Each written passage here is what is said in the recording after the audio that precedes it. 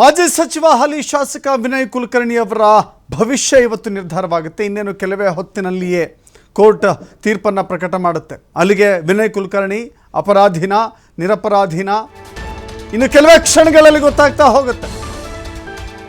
ಧಾರವಾಡದಲ್ಲಿ ಯೋಗೇಶ್ ಗೌಡ ಕೊಲೆ ಪ್ರಕರಣಕ್ಕೆ ಸಂಬಂಧಪಟ್ಟಂತೆ ಆರೋಪಿ 16ನೇ ಆರೋಪಿ ಕೆಲವೇ ಕ್ಷಣಗಳಲ್ಲಿ ತೀರ್ಪು ಪ್ರಕಟವಾಗುತ್ತೆ.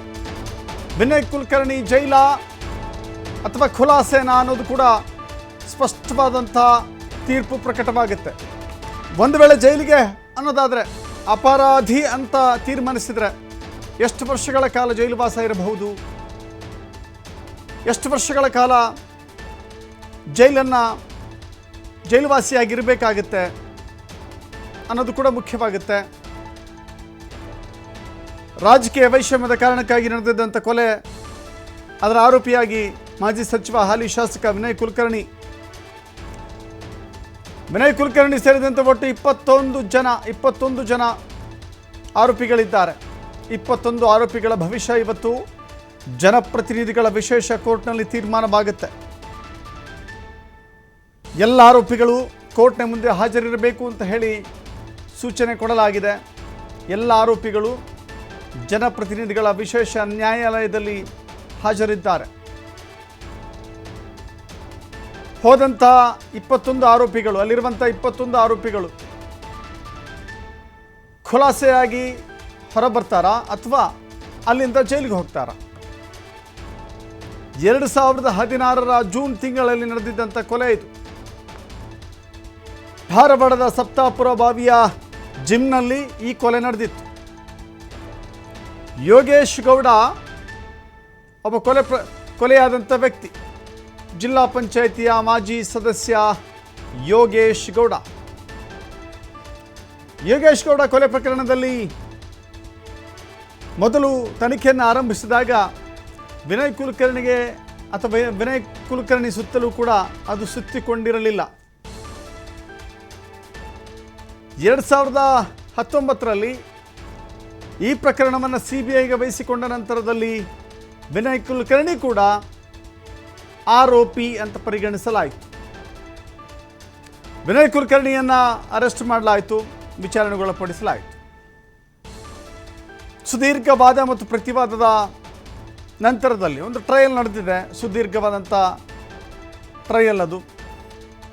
ಈಗ ಅದರ ಆಧಾರದ ಮೇಲೆ ಇವತ್ತು ತೀರ್ಪು ಪ್ರಕಟವಾಗ್ತಾ ಇದೆ.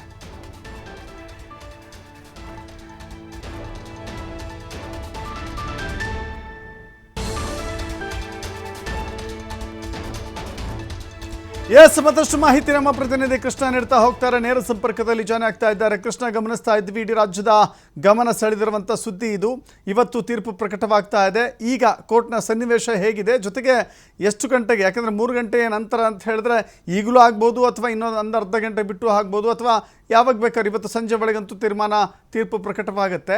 ಒಂದು ವೇಳೆ ತೀರ್ಪು ಪ್ರಕಟ ಆದರೆ ದೋಷಿ ಅಂತ ಕನ್ಸಿಡರ್ ಮಾಡಿದರೆ ಎಷ್ಟು ವರ್ಷಗಳ ಕಾಲ ಜೈಲುವಾಸ ಅನುಭವಿಸಬೇಕಾಗತ್ತೆ, ನಿರ್ದೋಷಿ ಅಂತ ಹೇಳಿದ್ರೆ ಯಾವೆಲ್ಲ ಆಧಾರಗಳಲ್ಲಿ ಕೈ ಹಿಡಿಯುತ್ತೆ, ಇಡೀ ಪ್ರಕರಣವನ್ನು ನೋಡ್ತಾ ಹೋದರೆ ಕೃಷ್ಣ?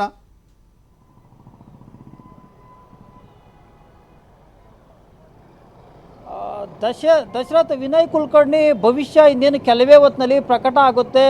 2016ರಲ್ಲಿ ಯೋಗೇಶ್ ಗೌಡ ಕೊಲೆ ಪ್ರಕರಣದ ಪ್ರಮುಖ ಆರೋಪಿಗಳಿಗೆ 21 ಆರೋಪಿಗಳ ಭವಿಷ್ಯ ಕೂಡ ಇನ್ನೇನು ಕೆಲವೇ ಹೊತ್ತಿನಲ್ಲಿ ಪ್ರಕಟ ಆಗುತ್ತೆ. ಬೆಳಗ್ಗೆ ಕೂಡ ಜಡ್ಜನ್ನು ಹೇಳಿದರು, ಇವತ್ತು ಸಂಜೆ ಒಳಗೆ ಅಂತಿಮ ತೀರ್ಪನ್ನು ನಾವು ಪ್ರಕಟ ಮಾಡ್ತೀವಿ ಅಂತ ಜಡ್ಜ್ ಕೂಡ ಹೇಳಿದರು. ಹೀಗಾಗಿ ಅಂತಿಮ ತೀರ್ಪನ್ನು, ಅಂತಿಮ ಆದೇಶವನ್ನು ಹೊರಡಿಸೋಕ್ಕೆ ಜನಪ್ರತಿನಿಧಿಗಳ ಕೋರ್ಟ್ ಇನ್ನೇನು ಕೆಲವೇ ಹೊತ್ತಿನಲ್ಲಿ ಅಂತಿಮ ಆದೇಶವನ್ನು ಹೊರಡಿಸ್ತಾ ಇದ್ದಾರೆ. ಹೀಗಾಗಿ ಒಂದು ವೇಳೆ ವಿನಯ್ ಕುಲಕರ್ಣಿ ಸೇರಿದಂತೆ 21 ಆರೋಪಿಗಳಿಗೆ ಶಿಕ್ಷೆ ಪ್ರಕಟ ಆದರೆ ಇಲ್ಲೇ ಅವರನ್ನು ಅರೆಸ್ಟ್ ಮಾಡೋಕ್ಕೆ ಪೊಲೀಸರು ಕೂಡ ಸಜ್ಜಾಗಿದ್ದಾರೆ. ಯಾಕಂದರೆ ವಿನಯ್ ಕುಲಕರ್ಣಿ ರಾಜಕೀಯ ಭವಿಷ್ಯ ಕೂಡ ಇವತ್ತು ನಿರ್ಧಾರ ಆಗುತ್ತೆ. ಒಂದು ವೇಳೆ ವಿನಯ್ ಕುಲಕರ್ಣಿಗೆ ಶಿಕ್ಷೆ ಪ್ರಕಟ ಆದರೆ ಅದು ಶಾಸಕ ಸ್ಥಾನ ಕೂಡ ಅಸಿಂಧು ಆಗುವಂಥ ಸಾಧ್ಯತೆಗಳು ಕೂಡ ಇದೆ. ಹೀಗಾಗಿ ಇವತ್ತು ವಿನಯ್ ಕುಲಕರ್ಣಿ ಪಾಲಿಗೆ ಅತ್ಯಂತ ಮಹತ್ವ ದಿನ ಅಂತ ಪರಿಗಣಿಸಬೇಕಾಗುತ್ತೆ. ಯಾಕಂದರೆ 2016ರಲ್ಲಿ ಯೋಗೇಶ್ ಗೌಡ ಕೊಲೆ ಪ್ರಕರಣದಲ್ಲಿ ಕೂಡ ಪ್ರಮುಖ ಆರೋಪಿಯಾಗಿರುವಂಥ ವಿನಯ್ ಕುಲಕರ್ಣಿ ಅವರ ಭವಿಷ್ಯ ಇನ್ನೇನು ಕೆಲವೇ ಹೊತ್ತಿನಲ್ಲಿ ಪ್ರಕಟ ಆಗುವಂಥ ಎಲ್ಲ ಸಾಧ್ಯತೆಗಳು ಕೂಡ ಇದೆ. ಹೀಗಾಗಿ ವಿನಯ್ ಕುಲಕರ್ಣಿಗೆ ಸಂಬಂಧಪಟ್ಟಂತೆ ಇವತ್ತು ಇನ್ನೇನು ಕೆಲವೇ ಹೊತ್ತಿನಲ್ಲಿ ಜನಪ್ರತಿನಿಧಿಗಳ ಕೋರ್ಟ್ ಕೂಡ ಅಂತಿಮ ರೀತಿಯ ಆದೇಶವನ್ನು ಹೊರಡಿಸ್ತಾರೆ. ಹೀಗಾಗಿ ವಿನಯ್ ಕುಲಕರ್ಣಿಗಳ ಕಳೆದ 2016ರಿಂದ 2026ವರೆಗೂ ಕೂಡ ಸಾಕಷ್ಟು ರೀತಿಯಲ್ಲಿ ಕೂಡ ಚರ್ಚೆ ಆಗಿತ್ತು. 6 ತಿಂಗಳ ಜೈಲು ವಾಸವನ್ನು ಕೂಡ CBI ತನಿಖೆ ಮಾಡಿದ ಸಂದರ್ಭದಲ್ಲಿ ಕೂಡ ಇವರು ಒಳಸಂಚು ರೂಪಿಸಿದ್ದಾರೆ ಅಂತ CBI ಕೂಡ ಇದನ್ನು ಬಲವಾಗಿ ಕೂಡ ಒತ್ತಾಯ ಮಾಡಿತ್ತು. ಹೀಗಾಗಿ ಇವತ್ತು ಅಂತಿಮ ತೀರ್ಪನ್ನು ಪ್ರಕಟ ಮಾಡೋಕ್ಕೆ ಜನಪ್ರತಿನಿಧಿಗಳ ಕೋರ್ಟ್ ಕೂಡ ಸಕಲ ರೀತಿಯ ಸಿದ್ಧತೆಗಳನ್ನು ಕೂಡ ಮಾಡ್ಕೊಂಡಿದ್ದಾರೆ. ಹೀಗಾಗಿ ಅಂತಿಮ ತೀರ್ಪು ಪ್ರಕಟ ಆಗ್ತಿರೋ ಕಾರಣದಿಂದಾಗಿ ಯೋಗೇಶ್ ಕೂಡ ಕೊಲೆ ಪ್ರಕರಣದ ಪ್ರಮುಖ ಆರೋಪಿಗಳಿಗೆ ಕೂಡ ಆತಂಕ ಶುರು ಆಗ್ತಾ ಇದೆ. ಮತ್ತೊಂದು ಕಡೆ ವಿನಯ್ ಕುಲಕರ್ಣಿಗೆ ಕೂಡ ಸಾಕಷ್ಟು ಆತಂಕ ಕೂಡ ಶುರು ಆಗ್ತಾ ಇದೆ.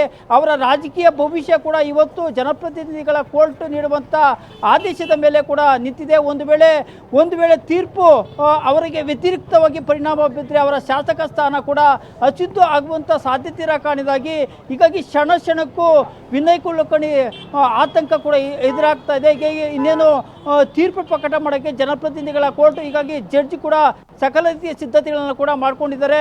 ಯಾಕಂದರೆ ಬೆಳಗ್ಗೆ ಕೂಡ ವಿಚಾರಣೆ ನಡೆದಂಥ ಸಂದರ್ಭದಲ್ಲಿ ಇವತ್ತು ಸಂಜೆ ಒಳಗೆ ಅಂತಿಮ ತೀರ್ಪನ್ನು ನಾವು ಪ್ರಕಟ ಮಾಡ್ತೀವಿ ಅನ್ನೋ ಜಡ್ಜಿ ಹೇಳಿರೋ ಕಾರಣದಿಂದಾಗಿ ಇನ್ನೇನು ಕೆಲವೇ ನಿಮಿಷಗಳಲ್ಲಿ ಕೆಲವೇ ಹೊತ್ತಿನಲ್ಲಿ ವಿನಯ್ ಕುಲಕರ್ಣಿ ರಾಜಕೀಯ ಭವಿಷ್ಯ ಕೂಡ ನಿರ್ಧಾರ ಆಗುತ್ತೆ. ಜೊತೆಗೆ ಯೋಗೇಶ್ ಗೌಡ ಕೊಲೆ ಪ್ರಕರಣದ 21 ಆರೋಪಿಗಳಿಗೂ ಕೂಡ ಒಂದು ಆತಂಕ ಕೂಡ ಹೆಚ್ಚಳ ಆಗ್ತಾ ಇದೆ.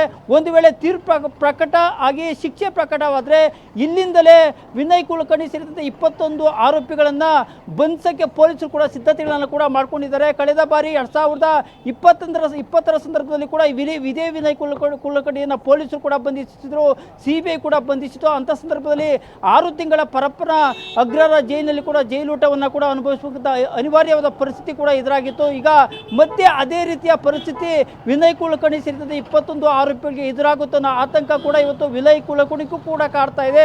ಜೊತೆಗೆ ಯೋಗೇಶ್ ಕೂಡ ಕೊಲೆ ಪ್ರಕರಣದ ಪ್ರಮುಖ ಆರೋಪಿಗಳಿಗೆ ಕೂಡ ಆತಂಕ ಕೂಡ ಹೆಚ್ಚಳ ಆಗ್ತದೆ. ಹೀಗಾಗಿ ಕ್ಷಣಕ್ಕೂ ವಿನಯ್ ಕುಲಕರ್ಣಿಗೆ ಟೆನ್ಷನ್ ಕೂಡ ಹೆಚ್ಚಳ ಆಗುತ್ತೆ. ಏನಾಗುತ್ತೆ ಇವತ್ತು ತೀರ್ಪು ಅನ್ನೋ ಆತಂಕ ಕೂಡ ಶುರು ಆಗ್ತಾ ಇದೆ. ಬೆಳಿಗ್ಗೆ ಕೂಡ ವಿನಯ್ ಕುಲಕರ್ಣಿ ಮಾತನಾಡಿದ ಸಂದರ್ಭದಲ್ಲಿ ಕೂಡ ನನಗೆ ನ್ಯಾಯಾಂಗದ ಮೇಲೆ ಅಪಾರವಾದ ನಂಬಿಕೆ ಇದೆ, ನ್ಯಾಯಾಂಗ ಯಾವ ರೀತಿ ತೀರ್ಪನ್ನು ಕೊಡ್ತು ಅದರಾಗಿ ನಾವು ಬದ್ಧ ಆಗಿರುತ್ತೆ ಅನ್ನೋ ಮಾತನ್ನು ಕೂಡ ಬೆಳಗ್ಗೆ ಮಾಧ್ಯಮಗಳಿಗೆ ಪ್ರತಿಕ್ರಿಯೆಯನ್ನು ಕೂಡ ಕೊಟ್ಟಿದ್ರು. ಹೀಗಾಗಿ ಇನ್ನೇನು ಕೆಲವೇ ಹೊತ್ತಿನಲ್ಲಿ ರಾಜಕೀಯ ಭವಿಷ್ಯ ಜೊತೆಗೆ ಅವರ ಭವಿಷ್ಯ ನಿರ್ಧಾರ ಆಗ್ತಿರೋ ಕಾರಣದಿಂದಾಗಿ ಕ್ಷಣಕ್ಕೂ ಕೂಡ ವಿನಯ್ ಕುಲಕರ್ಣಿಗೆ ಸೇರಿದಂತೆ ಪ್ರಮುಖ ಆರೋಪಿಗಳಿಗೆ ಆತಂಕ ಕೂಡ ಜಾಸ್ತಿ ಆಗ್ತಾ ಇರುವಂಥದ್ದು.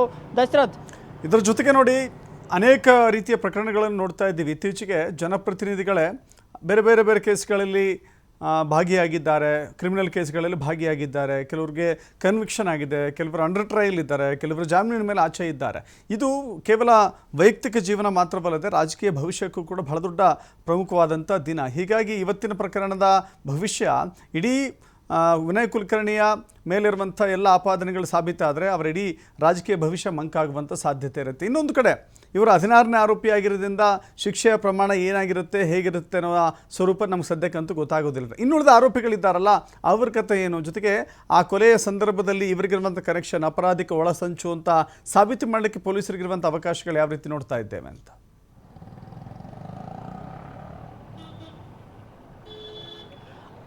ದಶರಥ್, ಈ ಹಿಂದೆ ಕೂಡ ವಿನಯ್ ಕುಲಕರ್ಣಿಗೆ ಕೋರ್ಟ್ ಕೂಡ ಜಾಮೀನನ್ನು ಕೊಡುವಂಥ ಪ್ರಯತ್ನ ಮಾಡಿತ್ತು. ಜೊತೆಗೆ ಜಾಮೀನು ಕೊಟ್ಟಂಥ ಸಂದರ್ಭದಲ್ಲಿ ಅವರು ಬೆದರಿಕೆ ಹಾಕಿರುವಂಥ ಪ್ರಕರಣಕ್ಕೆ ವಿಚಾರಕ್ಕೆ ಸಂಬಂಧಪಟ್ಟಂತೆ, ಸಾಕ್ಷಿಗಳನ್ನು ನಾಶ ಮಾಡುವಂಥ ವಿಚಾರಕ್ಕೆ ಸಂಬಂಧಪಟ್ಟಂತೆ ಮತ್ತೆ ಜಾಮೀನನ್ನು ರದ್ದು ಮಾಡುವಂಥ ಪ್ರಯತ್ನವನ್ನು ಕೋರ್ಟ್ ಕೂಡ ಮಾಡ್ತು. ಆದರೆ ಕೊಲೆ ಪ್ರಕರಣದ ಪ್ರಮುಖ ಆರೋಪಿಯಾಗಿರುವಂಥ ವಿನಯ್ ಕುಲಕರ್ಣಿಗೆ ಇವತ್ತು ಅಂತಿಮ ತೀರ್ಪು ಪ್ರಕಟ ಆಗ್ತಿರೋ ಕಾರಣದಾಗಿ ಕ್ಷಣಕ್ಕೂ ಏನಾಗುತ್ತೆ ಇವರ ರಾಜಕೀಯ ಭವಿಷ್ಯ ಮತ್ತು ವೈಯಕ್ತಿಕ ಭವಿಷ್ಯ ಅನ್ನೋದು ಕೂಡ ಈಗ ಆತಂಕ ಕೂಡ ಶುರು ಆಗ್ತಾ ಇದೆ. ಯಾಕಂದರೆ ಕೊಲೆ ಪ್ರಕರಣದ ಪ್ರಮುಖ ಆರೋಪಿ ಅಂದರೆ 16ನೇ ಆರೋಪಿಯಾಗಿರುವಂಥ ವಿನಯ್ ಕುಲಕರ್ಣಿಯವರ ನಿರ್ಧಾರ ಏನು ಮಾಡುತ್ತೆ ಜನಪ್ರತಿನಿಧಿಗಳ ಕೋರ್ಟ್ ಅನ್ನೋದು ಕೂಡ ಕಾದು ನೋಡಬೇಕಾಗಿದೆ. ಯಾಕಂದರೆ 2020ರ ಸಂದರ್ಭದಲ್ಲಿ ಅಂದರೆ ಇಂದಿನ BJP ಸರ್ಕಾರದ ಅವಧಿಯಲ್ಲಿ ಇದೇ ವಿನಯ್ ಕುಲಕರ್ಣಿ ವಿರುದ್ಧ ಕೂಡ CBI ಕೂಡ ತನಿಖೆ ವಹಿಸಿದಂಥ ಸಂದರ್ಭದಲ್ಲಿ ಆಗ ಸಾಕಷ್ಟು ಎವಿಡೆನ್ಸ್ಗಳು ಕೂಡ ವಿನಯ್ ಕುಲಕರ್ಣಿ ವಿರುದ್ಧ ಕೂಡ ಸಾಬೀತಾಗಿತ್ತು. ಅಂದರೆ ಯೋಗೇಶ್ ಕೂಡ ಕೊಲೆ ಪ್ರಕರಣದಲ್ಲಿ ಇವರು ಪ್ರಮುಖವಾದ ಪಾತ್ರ ವಹಿಸಿದ್ದಾರೆ, ಒಳಸಂಚಿನ ರೂಪಿಸಿದ ಸಾಕಷ್ಟು ಎವಿಡೆನ್ಸ್ಗಳನ್ನು ಕೂಡ ಹಿಂದೆ CBI ಕೂಡ ಪತ್ತೆ ಆಗಿತ್ತು. ಅಂಥ ಸಂದರ್ಭದಲ್ಲಿ CBI ಕೂಡ ಇವರು ಆರೋಪಿ, ಇವರು ಕೂಡ ಒಳಸಂಚಿಗೆ ಪಾತ್ರ ಆಗಿದ್ದಾರೆ ಅನ್ನೋ ಕಾರಣಕ್ಕಾಗಿ ಇವರನ್ನು 6 ತಿಂಗಳ ಕಾಲ ಪರಪ್ಪನ ಅಗ್ರಹಾರ ಜೈಲಿಗೆ ಕೂಡ ಇವರು ಜೈಲೂಟವನ್ನು ಅನುಭವಿಸಬೇಕಾದ ಅನಿವಾರ್ಯ ಪರಿಸ್ಥಿತಿ ಕೂಡ ನಿರ್ಮಾಣ ಆಗಿತ್ತು. ಆದರೆ ಇವತ್ತು ಸಹ ಜನಪ್ರತಿನಿಧಿಗಳ ಕೋರ್ಟು ಕೂಡ ಎಲ್ಲವನ್ನೂ ಪರಿಶೀಲನೆ ಮಾಡುವಂಥ ಪ್ರಯತ್ನ ಮಾಡಿದ್ದಾರೆ. ಪ್ರತಿಯೊಂದು ಎವಿಡೆನ್ಸನ್ನು ಕೂಡ ಕೂಲಂಕುಷವಾಗಿ ಪರಿಶೀಲನೆ ಮಾಡಿದ್ದಾರೆ. ಹೀಗಾಗಿ ಏನು ಅಂತಿಮ ತೀರ್ಪನ್ನು ಪ್ರಕಟ ಮಾಡ್ತಾರೆ ಅಂತ ಕೂಡ ಒಂದು ಕಡೆ ಕುತೂಹಲ ಕೂಡ ಹೆಚ್ಚಳ ಆಗುತ್ತೆ. ಒಂದು ವೇಳೆ ಅಂತಿಮ ತೀರ್ಪಲ್ಲಿ ಖುಲಾಸೆ ಆಗುತ್ತೋ ಅಥವಾ ಶಿಕ್ಷೆ ಆಗುತ್ತೆ ಅನ್ನೋದು ಕೂಡ ಜನಪ್ರತಿನಿಧಿಗಳಲ್ಲಿ ಕೋರ್ಟ್ ನೀಡುವಂಥ ತೀರ್ಪಿನ ಆಧಾರದ ಮೇಲೆ ನಿರ್ಧಾರ ಆಗುತ್ತೆ. ಹೀಗಾಗಿ ವಿನಯ್ ಕುಲಕರ್ಣಿಗೂ ಕೂಡ ಎಲ್ಲೊಂದು ಕಡೆ ಖುಲಾಸೆ ಆದರೂ ಕೂಡ ಇನ್ನು ಮತ್ತಷ್ಟು ಆರೋಪಿಗಳೇನಿದ್ದಾರೆ 20 ಜನರಿಗೆ ಅವರಿಗೆ ಅಂತಿಮ ಶಿಕ್ಷೆ ಆಗುವಂಥ ಕಠಿಣ ಶಿಕ್ಷೆ ಆಗುವಂಥ ಸಾಧ್ಯತೆಗಳು ಕೂಡ ಇದೆ. ಹೀಗಾಗಿ ಅಂತಿಮ ತೀರ್ಪನ್ನು ಅಂತಿಮ ಆದೇಶವನ್ನು ಹೊರಡಿಸೋಕ್ಕೆ ಜನಪ್ರತಿನಿಧಿಗಳ ಕೋರ್ಟ್ ಎಲ್ಲ ರೀತಿಯ ಸಿದ್ಧತೆಗಳನ್ನು ಕೂಡ ಮಾಡ್ಕೊಳ್ತಾ ಇದೆ. ಈಗ ಇನ್ನೇನು ಕೆಲವೇ ಹೊತ್ತಿನಲ್ಲಿ ಕೆಲವೇ ನಿಮಿಷಗಳಲ್ಲಿ ವಿನಯ್ ಕುಲಕರ್ಣಿ ಸೇರಿದಂತೆ 21 ಆರೋಪಿಗಳ ಭವಿಷ್ಯ ಇನ್ನೇನು ಕೆಲವೇ ನಿಮಿಷಗಳಲ್ಲಿ ಪ್ರಕಟ ಮಾಡೋಕ್ಕೆ ಜನಪ್ರತಿನಿಧಿಗಳ ಕೋರ್ಟ್ ಕೂಡ ತಯಾರಿಯನ್ನು ಸಹ ನಡೆಸಿರುವಂಥದ್ದು. Dasharath. Yes, thank you Krishna ನಿಮ್ಮೆಲ್ಲ ಮಾಹಿತಿಗೆ.